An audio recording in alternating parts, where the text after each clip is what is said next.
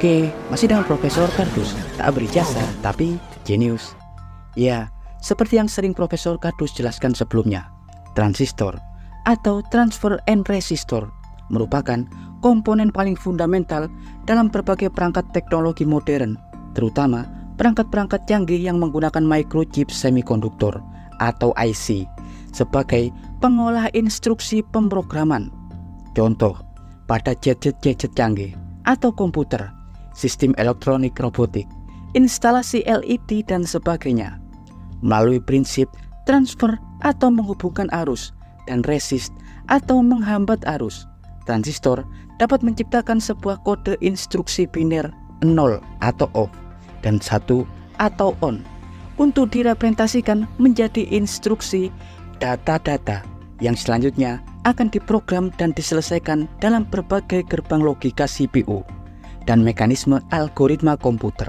Ya, hingga saat ini proses R&D atau riset dan pengembangan terus dilakukan oleh berbagai lembaga atau institusi mikroteknologi, juga para perusahaan-perusahaan raksasa di bidang semikonduktor dunia untuk menciptakan bentuk transistor tercanggih yang dapat bekerja lebih cepat, efisien, dan yang paling utama agar ukuran transistor tersebut dapat dibuat sekecil dan seminiatur mungkin.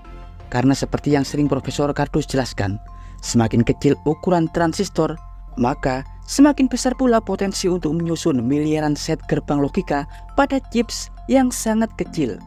Contoh, pada M2 Ultra prosesor milik Apple yang diketahui mampu mengemas sekitar 67 miliar transistor 5 nanometer.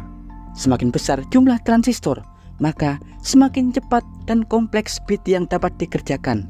Hal itu akan membuat teknologi perangkat Anda dapat bekerja dengan efektif, efisien, dan sangat cepat. Ya, saat ini ukuran transistor kecil yang sedang dikerjakan dalam skala industri adalah transistor dengan gerbang 2 nanometer. TSMC Taiwan telah mengenalkan microchip revolusioner tersebut pada 2023 lalu. Selain TSMC, Samsung, Intel, dan IBM juga sedang mengembangkan teknologi ini. Ya, tahukah Anda, memperkecil ukuran gerbang transistor bukanlah perkara yang mudah. Karena diketahui, semakin kecil ukuran transistor, maka makin kecil pula jalur arus atau jalur elektron untuk proses elektrifikasi yang terbentuk. Kecilnya ukuran lorong atau jalur arus elektron dapat meningkatkan resiko hambatan arus yang memiliki resiko besar, terutama kegagalan transkonektivitas arus pada sirkuit.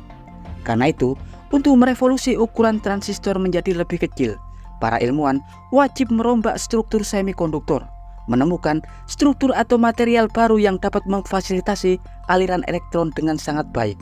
Ribuan lembaga riset di dunia telah menghabiskan miliaran dolar untuk menemukan formula yang pas untuk struktur transistor supernano tersebut.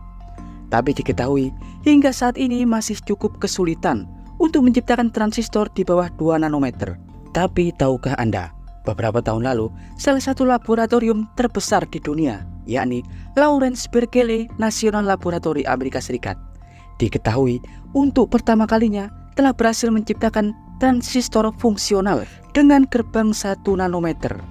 Ya, tentunya berita ini cukup menggemparkan, meski transistor ini belum bisa diaplikasikan atau diinstal dalam instalasi microchips kompleks karena masih berwujud prototipe tunggal. Tapi secara teknis transistor ini dapat berfungsi dengan baik, di mana transistor tersebut mampu mengalirkan arus elektron dengan stabil pada jalur elektron di gerbang transistor. Iya, transistor eksperimental 1 nanometer tersebut disusun dari bahan semikonduktor MOS2 atau molybdenum disulfida, paduan unsur molybdenum dan sulfur yang kemudian dilebur hingga menciptakan keadaan wafer semikonduktor MOS2. Eksperimen ini dipimpin oleh fisikawan ilmu material Berkeley Laboratory, yakni Ali Jayev. Ya, penggunaan MOS2 sebagai wafer pengganti silikon karena MOS2 memiliki massa efektif yang lebih baik atau jauh lebih padat.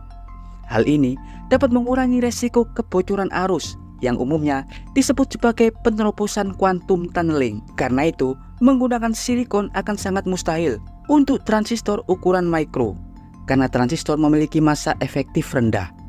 Dan setelah menyusun bahan semikonduktor, diketahui kalian tidak dapat membuat gerbang transistor dari proses ionisasi doping, seperti halnya pada proses litografi umum.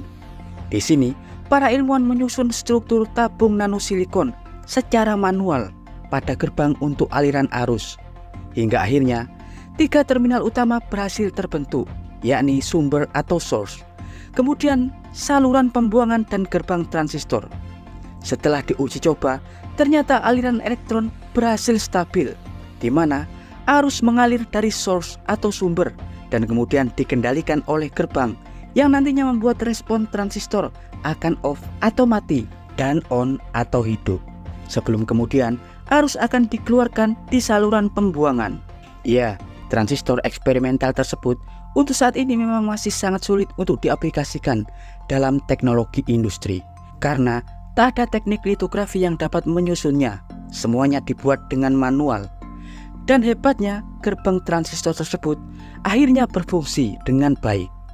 Ya, diketahui transistor besutan Berkeley National Laboratory tersebut telah dinobatkan sebagai transistor eksperimental terkecil di dunia yang pernah dibuat.